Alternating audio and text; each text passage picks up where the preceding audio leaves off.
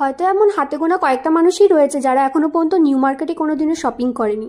New মার্কেটে তুমি shopping করলে পারো, প্রচুর করেছো, কিন্তু জানো না যে কোথায় কি আছে। অনেক নিউ মার্কেটে হিডেন জেমস আছে যেগুলো কিন্তু এখনো এক্সপ্লোর করা বাকি রয়ে গেছে, আমি নিজেও পুরো করে উঠতে পারিনি। আজকে তোমাদের সাথে বাচ্চাদের কিছু কালেকশন দেখাচ্ছি। বাচ্চাদের জামা কাপড় জুতো তো পাওয়া যায়, কিন্তু তোমরা কি জানতে বাচ্চাদের এরকম খেলনার দোকানও রয়েছে। আজকালকার দিনে তুমি যদি কোনো বাচ্চাকে গিফট করো, সেই গিফটের প্রাইস দেখে জাজ হয় তুমি সেই বাচ্চাটাকে কতটা ভালোবাসো। তোমার মনের ফিলিংস দিয়ে কিন্তু জাজ হবে না। তবে তুমি যদি তোমার বেবিকে নিয়ে যাও এখানে শপিং করাতে, সে ছেলে হোক কি মেয়ে হোক, আমি বলবো তার উপরেই পছন্দটা ছেড়ে দিও। সে যদি মেয়ে হয় এমনটা কিন্তু নয় তাকে বারবিই কিনে দিতে হবে, সে যদি ছেলে হয় এমনটা কিন্তু নয় তাকে কারই কিনে দিতে হবে।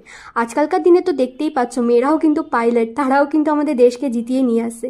তো পছন্দটা তার উপরেই থাক। লোকেশনটা ছিল খাদিমসের অপোজিটে, হগ মার্কেটের একদমই নিচে, 1 নম্বর গেটের কাছে। প্রাইস বলতে পারলাম না, কেননা প্রাইস জানতে গেলে আমাকে এখান থেকে কিছু কিনতে হতো। আজ পর্যন্ত কখনো কোনো বাচ্চার জন্য আমি নিউ মার্কেট থেকে কিছু কিনিনি।